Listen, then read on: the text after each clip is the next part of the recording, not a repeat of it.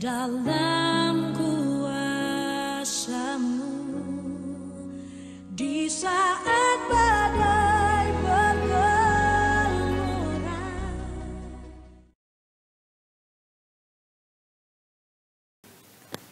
Jemaat yang dikasihi Tuhan yang sedang beribadah di rumah masing-masing, segenap pelayan mengucapkan selamat pagi, selamat beribadah di hari Minggu ke-1 Prapaskah. Kiranya ibadah kita berkenan kepada Tuhan dan kita diberkati oleh-Nya. Jemaat, marilah kita menyambut kehadiran Tuhan dalam persekutuan kita sambil menyanyi dari Kidung Jemaat 161 bait pertama dan keempat sambil berdiri.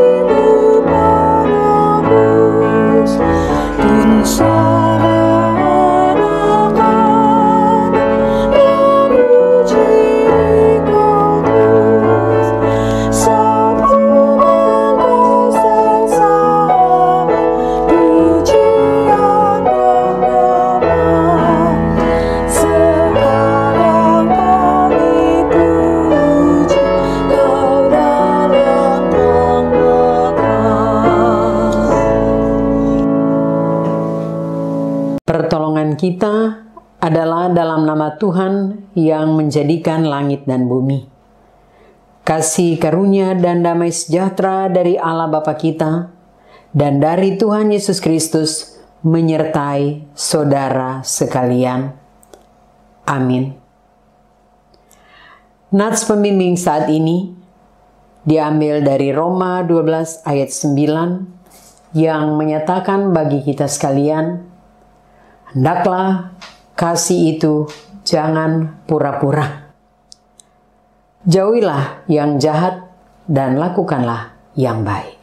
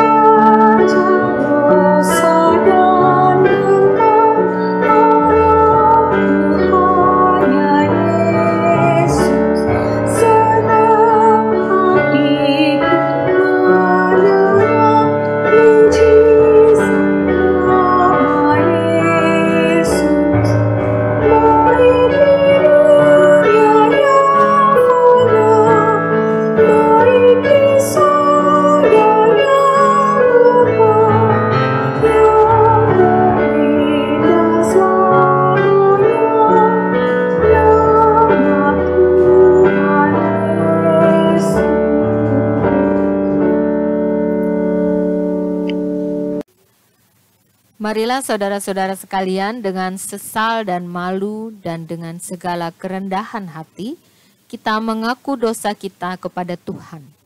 Kita berdoa. Ya Allah yang Maha Kudus, penuh kemurahan, kami menyadari dan mengakui di hadapan-Mu tabiat kami yang berdosa dan rapuh, sehingga kami berbuat yang jahat dan tidak berbuat yang baik. Kami menyadari dan mengakui akan kelemahan-kelemahan kami dan sikap hidup yang mementingkan diri. Engkaulah yang mengetahui betapa sering kami berdosa, mengembara dari jalan-Mu, menyia-nyiakan pemberian-Mu, dan melupakan kasih-Mu. Tetapi ya Tuhan, kasihanilah kami, orang-orang yang malu dan menyesal, karena dalam segala-galanya kami telah menyakiti hati-Mu. Ajarlah kami agar membenci kesalahan-kesalahan yang kami lakukan.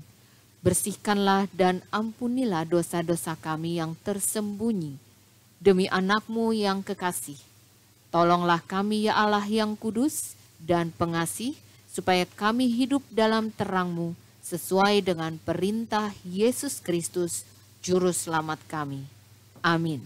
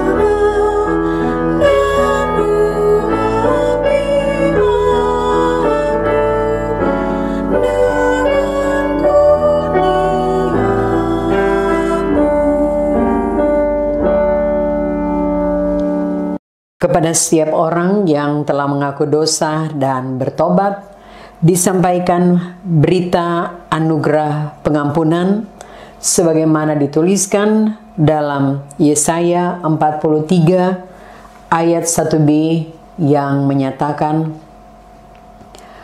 "Janganlah takut, sebab aku telah menebus engkau. Aku telah memanggil engkau dengan namamu. Engkau ini kepunyaanku."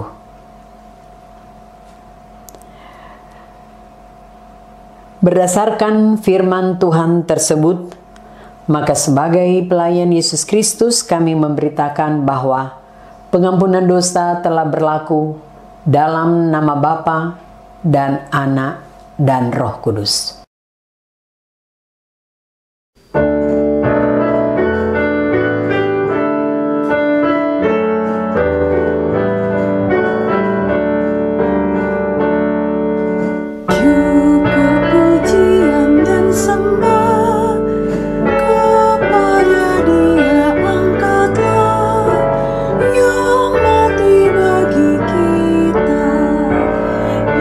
Ikutlah Dia yang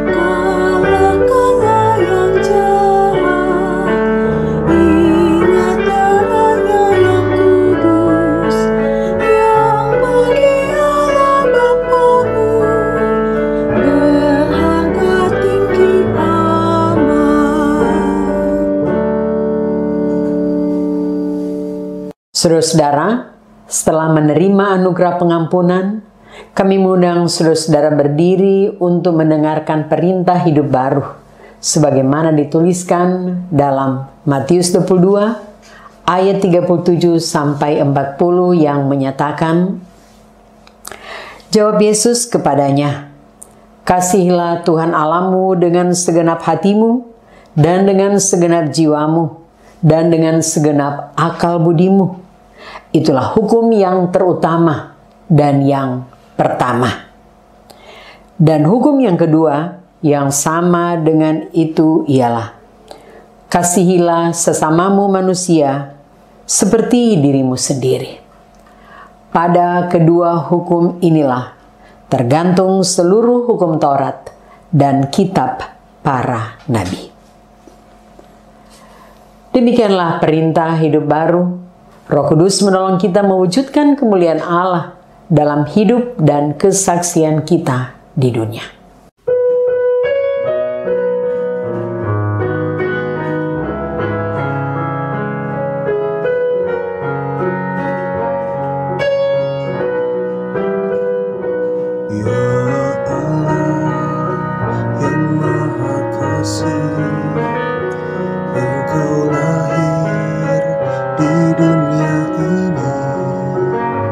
Engkau mati di kayu salib, Engkau rela mengganti kami.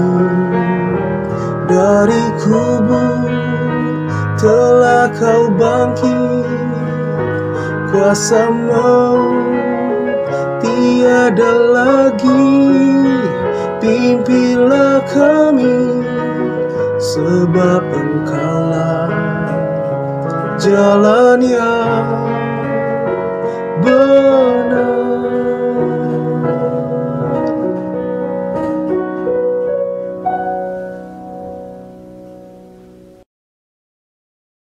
Saudara-saudara jemaat, kita akan masuk dalam pemberitaan firman. Sebelum berdoa bagi saudara-saudara, terlebih dahulu kami persilakan untuk membuka Alkitab saudara dari kitab Injil menurut karangan Lukas pasal 6 ayat 37 dan 38. Apabila saudara-saudara telah menemukan bahagian tadi, mari kita berdoa, mohon bimbingan Roh Kudus. Kita berdoa. Bapa di sorga, Bapa di dalam Kristus Tuhan yang berkuasa, syukur kami naikkan kepadamu atas kesempatan indah untuk beribadah di minggu pagi hari ini. Bapa di sorga, Bapa dalam Kristus, saatnya kami akan membaca dan mendengarkan firman-Mu. Biarlah Roh-Mu yang kudus menerangi setiap hati dan pikiran kami, agar apa yang kami baca dan kami dengar dapat kami hayati dan terapkan di dalam kehidupan kami hari lepas hari. Inilah kami, dalam nama Kristus kami berdoa. Amin.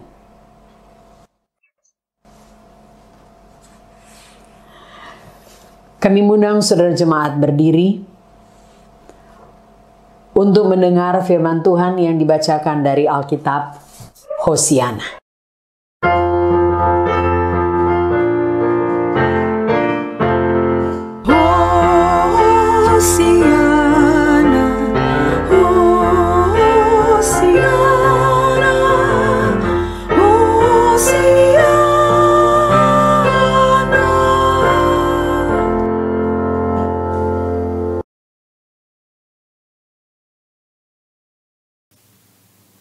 Pembacaan Alkitab hari ini dari Lukas 6 ayat 37 sampai 38. Beginilah firman Tuhan. Hal menghakimi. Janganlah kamu menghakimi, maka kamu pun tidak akan dihakimi. Dan janganlah kamu menghukum, maka kamu pun tidak akan dihukum. Ampunilah dan kamu akan diampuni. Berilah dan kamu akan diberi. Suatu takaran yang baik, yang dipadatkan, yang digoncang, dan yang tumpah keluar akan dicurahkan ke dalam ribaanmu. Sebab ukuran yang kamu pakai untuk mengukur akan diukurkan kepadamu. Demikianlah firman Tuhan. Hendaklah firman Tuhan diam dengan segala kekayaannya di antara kamu, dan ucaplah syukur kepada Allah.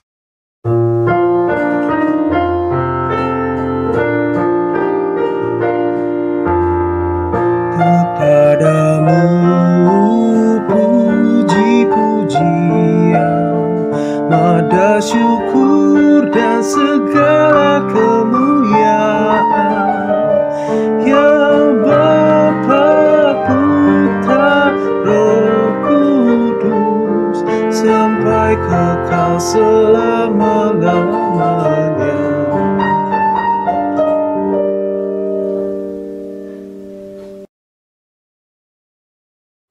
Jangan kamu menghakimi, maka kamu pun tidak akan dihakimi.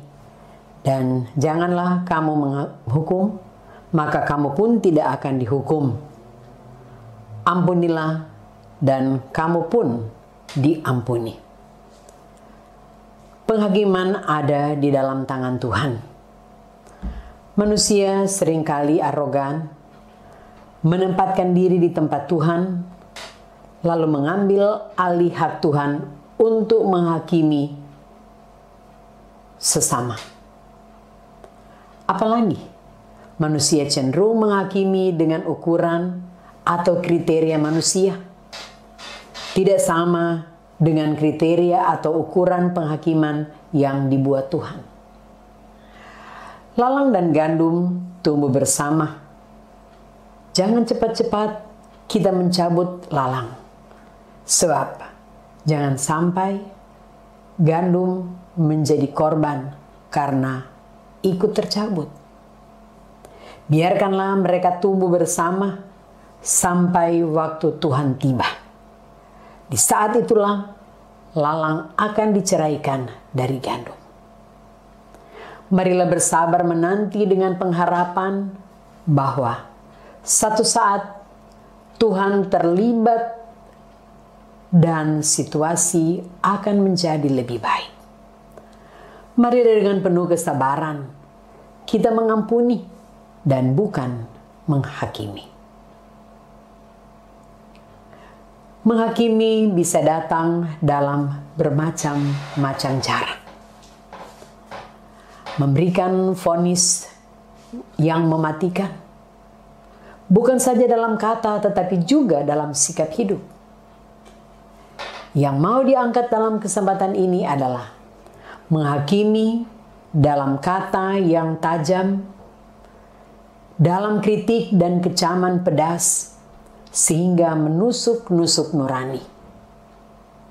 Kata-kata seperti itu bisa saja datang lewat lidah, tetapi belakangan ini datang seperti virus yang menjamur, hadir tak terkendali di medsos, lewat Facebook, Twitter, dan seterusnya.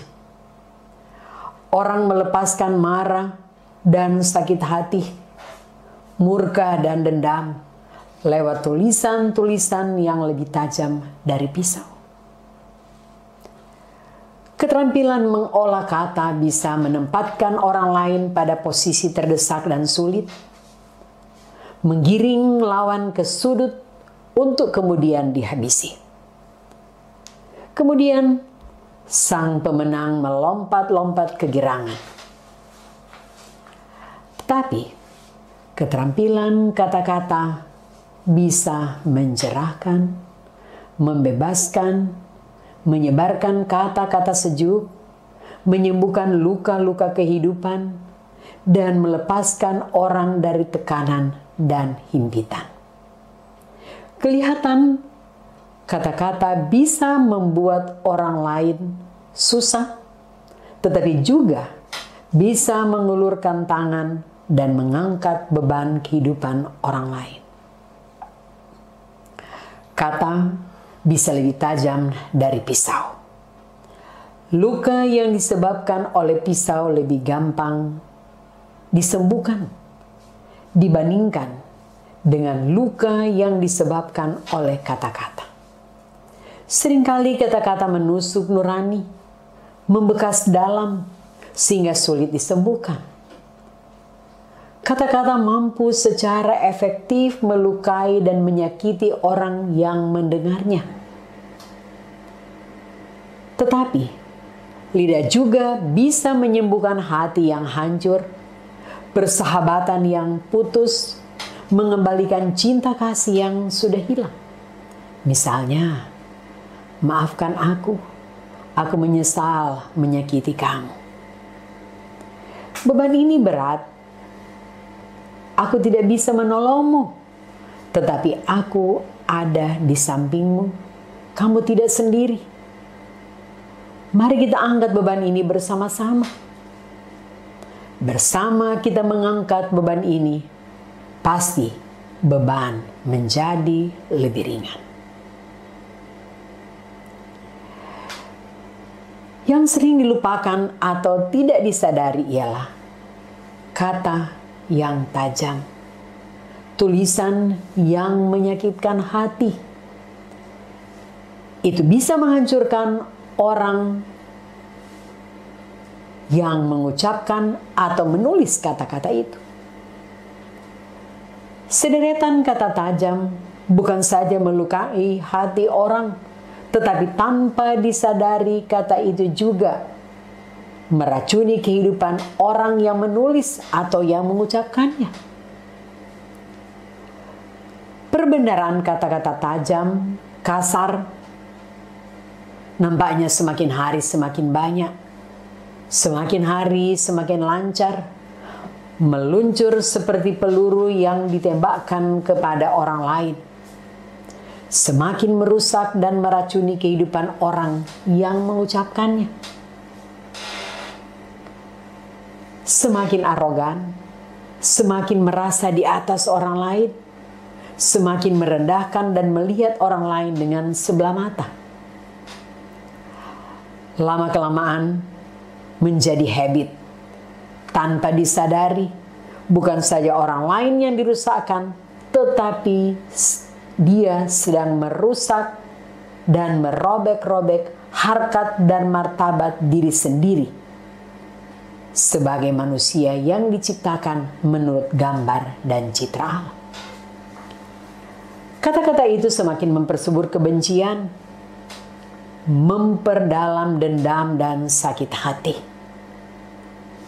memperlebar jurang persahabatan, meracuni dan merusak persekutuan. Kehadirannya adalah kehadiran yang dijauhi, yang ditakuti, yang dihindari. Menghakimi bukan saja merusak orang yang dihakimi, tetapi penghakiman juga merusak dan menggerogoti nilai-nilai luhur dari orang yang menghakimi atau mengucapkan kata-kata yang tajam itu. Inilah yang perlu disimak dan dipikirkan dalam-dalam oleh setiap orang yang bangga mengucapkan atau menulis kata-kata tajam. Sebaliknya, kata-kata bisa juga menolong, menyembuhkan, memperkokoh integritas orang yang mengucapkan kata-kata itu. Kehadirannya adalah kehadiran yang didambakan, sebab kehadirannya adalah kehadiran yang menyejukkan, kehadiran pengertian, kehadiran kepedulian, kehadiran nilai-nilai Kristiani yang dibutuhkan banyak orang. Orang yang mempergunakan kata-kata sejuk terasa adem di hati. Orang yang mempergunakan kata-kata seperti itu adalah orang-orang yang dekat dengan Tuhan. Kata-kata itu seperti latihan atau seperti pisau yang diasah tiap hari. Semakin hari semakin tajam dan semakin berguna buat diri sendiri dan buat orang lain. Oleh sebab itu, mari kita mengendalikan lidah. Pikirkanlah baik-baik sebelum kata-kata itu meluncur dari mulut atau sebelum ditulis di media sosial. Lebih baik jangan berbicara ketika sedang dicengkeram marah yang menyala-nyala dan angkara murka yang meledak-ledak. Kata-kata seperti panah yang dilepaskan dari busurnya tidak mungkin kembali lagi. Kata-kata kalau sudah diucapkan tidak bisa di-delete, tidak bisa di-tip X. Amsal mengatakan, lidah orang bijak mengeluarkan pengetahuan, tetapi mulut orang bebal mencurahkan kebodohan. Di dalam banyak bicara, pasti ada pelanggaran, tetapi siapa yang menahan bibirnya berakal budi. Bangga karena pandai bicara dalam arti negatif, tetapi sebenarnya tanpa disadari ia sedang merendahkan dirinya sendiri dan sedang mendemonstrasikan kebodohannya kepada publik. Oleh sebab itu, teks ini mengatakan, ampunilah, maka kamu akan diampuni. Upayakan supaya yang keluar dari mulut kita bukan penghakiman, bukan kata tajam yang menusuk, tetapi pengampunan. Kata-kata sejuk yang memotivasi. Kehadiran kita adalah kehadiran yang menyembuhkan luka-luka kehidupan. Kehadiran yang mencerahkan. Kehadiran yang membuka wawasan sempit dan dangkal. Kehadiran yang memegang tangan-tangan rapuh dan membimbing di malam kelam.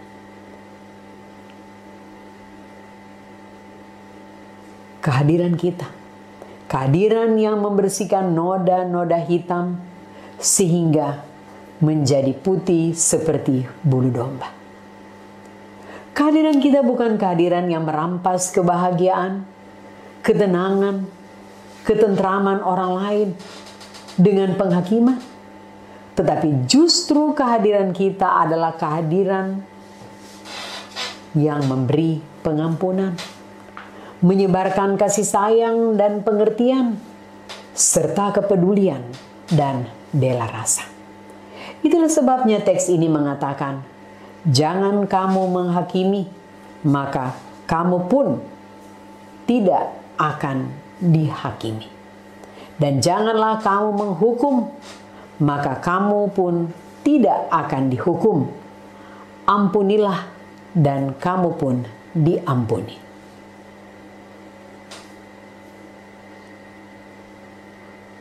Hal yang penting dalam kehidupan ini ialah memberi dan bukan mengambil.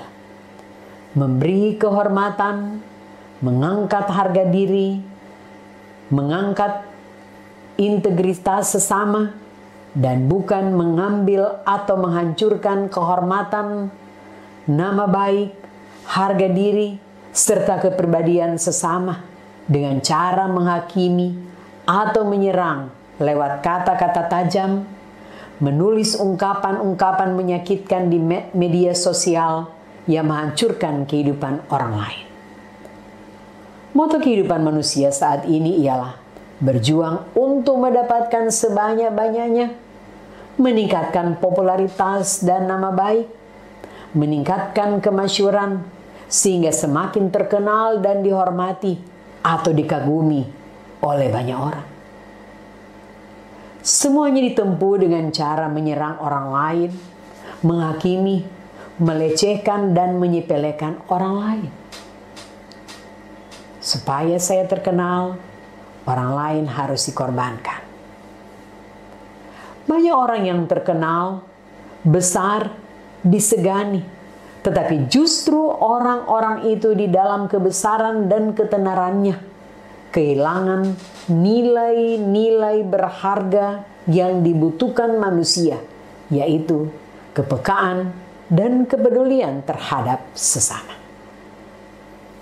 Saudara, di minggu pertama Prapaskah ini,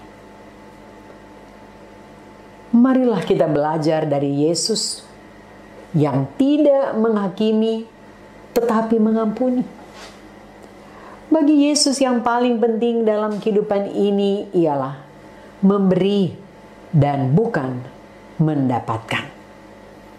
Bukan mencari popularitas tetapi merendahkan diri. Ia meninggalkan kesetaraannya dengan Bapa, merendahkan diri sampai ke palungan, bahkan lebih jauh sampai ke salib. Seluruh kehidupannya ialah melayani dan mengorbankan diri untuk kepentingan banyak orang.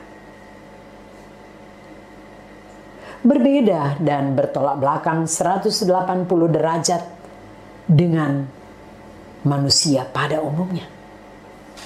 Manusia seperti laut mati. Semua sungai dari mana-mana harus mengalir ke arahnya dan berkumpul di dalam dirinya dan tidak mengalir ke tempat lain. Seperti kolam dengan saluran mampet, mengumpulkan begitu banyak air dari mana-mana tempat, tetapi sama sekali tidak tersalur.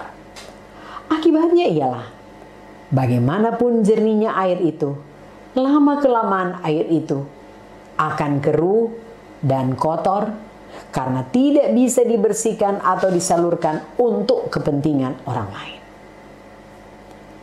Di minggu pertama Prapaskah ini, ketika dunia dilanda bencana COVID-19, marilah belajar dari Yesus bahwa hidup yang benar ialah bukan mengumpulkan sebanyak-banyaknya untuk diri sendiri, tetapi salurkanlah ke tempat lain. Bukan memperhatikan diri sendiri, tetapi marilah menolong orang lain. Amin.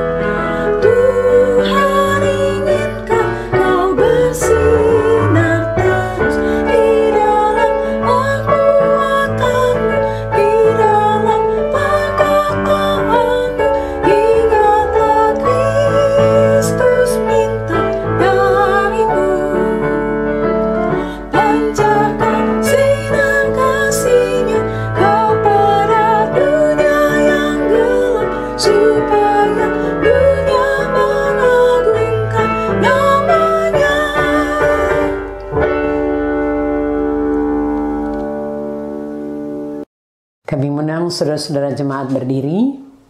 Marilah bersama-sama dengan semua orang percaya di muka bumi, kita ikrarkan pengakuan iman gereja kita menurut pengakuan iman rasuli. Aku percaya kepada Allah, Bapa yang Maha Kuasa, Khalik langit dan bumi, dan kepada Yesus Kristus, anaknya yang tunggal, Tuhan kita, yang dikandung daripada Roh Kudus, lahir dari anak darah Maria, yang menderita di bawah pemerintahan Pontius Pilatus, disalibkan, mati dan dikuburkan, turun ke dalam kerajaan maut. Pada hari yang ketiga bangkit pula dari antara orang mati, naik ke sorga, duduk di sebelah kanan Allah, Bapa yang Maha Kuasa, dan akan datang dari sana untuk menghakimi orang yang hidup dan yang mati. Aku percaya kepada Roh Kudus, gereja yang kudus dan am, persekutuan orang kudus, pengampunan dosa, kebangkitan daging, dan hidup yang kekal. Jemaat dipersilahkan duduk. Saudara-saudara, mari kita naikkan doa syafaat yang kita akhiri dengan mengucapkan bersama doa Bapa kami. Kita berdoa. Bapa di sorga, Bapa di dalam Kristus, Tuhan yang berkuasa, pujian syukur kami naikkan kehadirat-Mu yang maha suci atas lawatan firman-Mu bagi kami. Lengkapi hidup kami dengan firman-Mu, agar hidup kami semakin bermakna. Bapa di sorga, saat ini kami mau berdoa, kiranya Engkau melawat semua mereka yang sakit, mereka yang dirawat di rumah sakit atau di rumah masing-masing. Tuhan, Engkau berkenan campur tangan dalam semua proses yang mereka tempuh. Engkau berkenan memberkati akan alat-alat-Mu dalam dunia ini, para dokter, para perawat, obat-obat, peralatan medis, termasuk makanan dan minuman, untuk menyalurkan berkat sukacita, kekuatan dan kesembuhan bagi mereka yang sakit. Dan terlebih, kami mau berdoa untuk mereka yang terpapar karena virus corona. Bapa, Engkau tolong mereka, kuatkan dan teguhkanlah hati mereka. Bapa di sorga, Bapa dalam Kristus, kami juga mau berdoa, kiranya Engkau senantiasa memberkati akan para dokter, para perawat, mereka semua yang berjuang sekuat tenaga, memberikan pertolongan bagi mereka yang sakit, namun mereka juga dihadapkan dengan kesulitan. Tuhan, Engkau tolong mereka. Campur tanganlah dalam seluruh kehidupan mereka. Bapa di sorga, Bapa dalam Kristus, kami juga mau berdoa, kiranya Engkau berkenan menyertai akan pemerintah kami. Engkau senantiasa berikan terus kekuatan, kesehatan, hikmat, dan kebijaksanaan di dalam melaksanakan tugas dan tanggung jawab yang ada. Dan terlebih kami mau berdoa untuk Bapak Presiden dan Wakil. Tuhan, Engkau tolong mereka, Engkau campur tangan di dalam kehidupan mereka.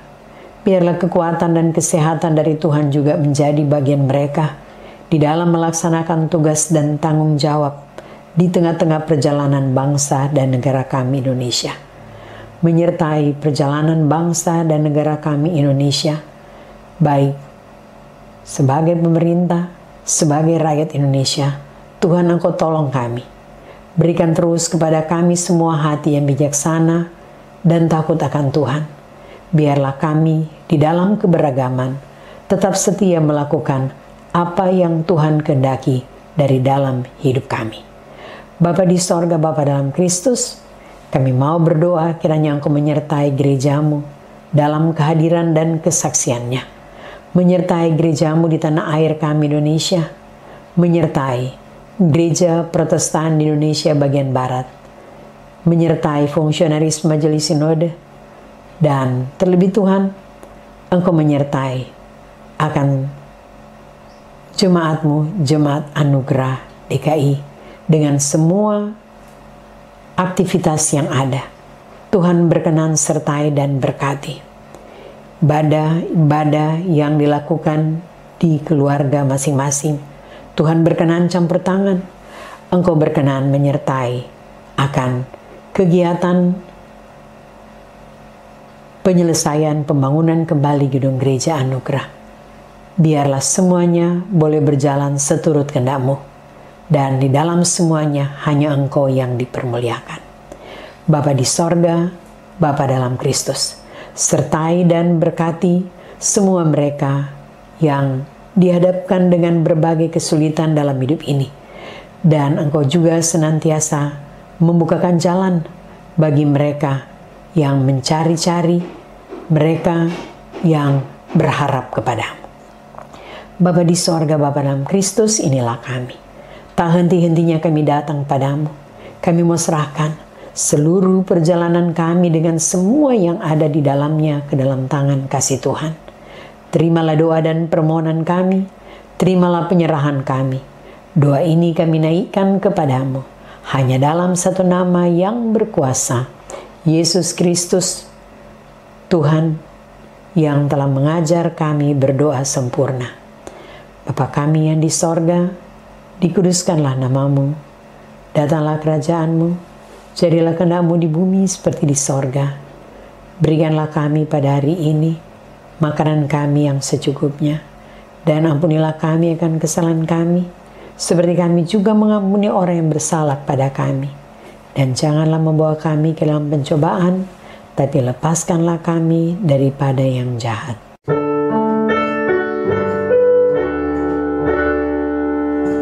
Karena Engkaulah yang mempunyai kerajaan dan kuasa dan kemuliaan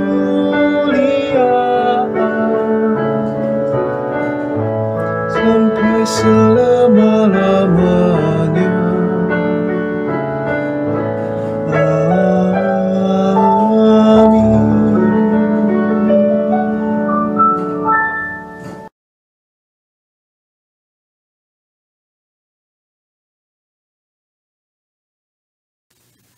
Marilah membawa persembahan syukur kita sambil mengingat pesan Alkitab yang menyatakan, siapa yang membagi-bagikan sesuatu, hendaklah ia melakukannya dengan hati yang ikhlas. Roma 12 ayat 8b. Sambil persembahan dijalankan, kita akan menyanyikan lagu persembahan dari Kidung Jemaat 363 bait pertama dan keempat, Bagi Yesus ku serahkan.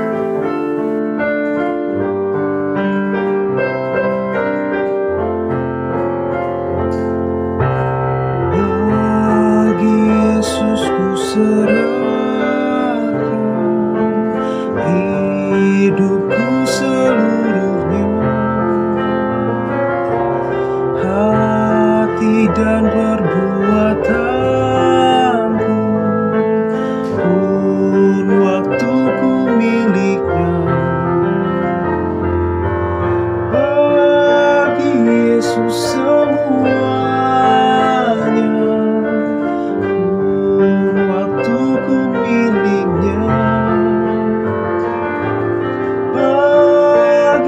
Yesus semuanya,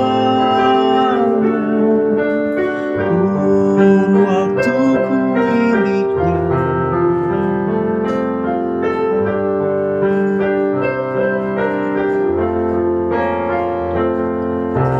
Oh, betapa mengagumkan Maharaja semesta,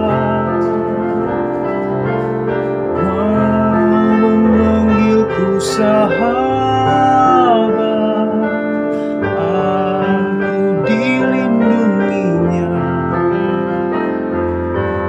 Bagi Yesus semuanya, aku dilindunginya. Bagi Yesus semuanya, dilindunginya.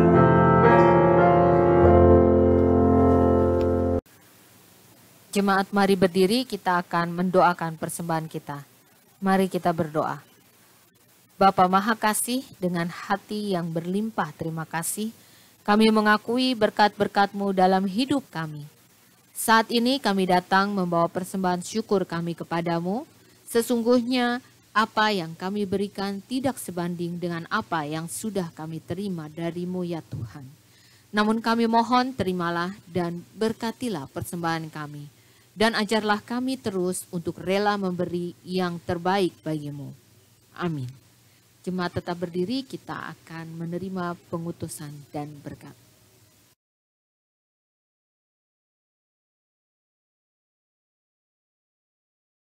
Kami mengundang saudara jemaat berdiri. Sebentar kita akan kembali ke dalam kehidupan kita. Pergilah dengan damai sejahtera Tuhan. Jadilah pelaku firman Tuhan dalam kehadiran kita di tengah keluarga, gereja, masyarakat, dan bangsa.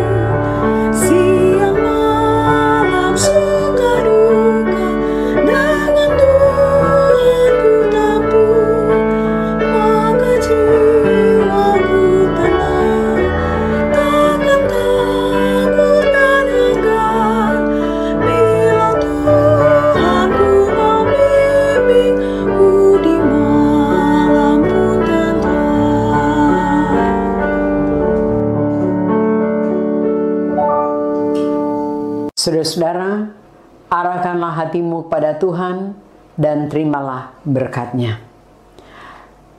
Damai sejahtera Allah yang melampaui segala akal akan memelihara hati dan pikiranmu sekarang ini kekal selama-lamanya.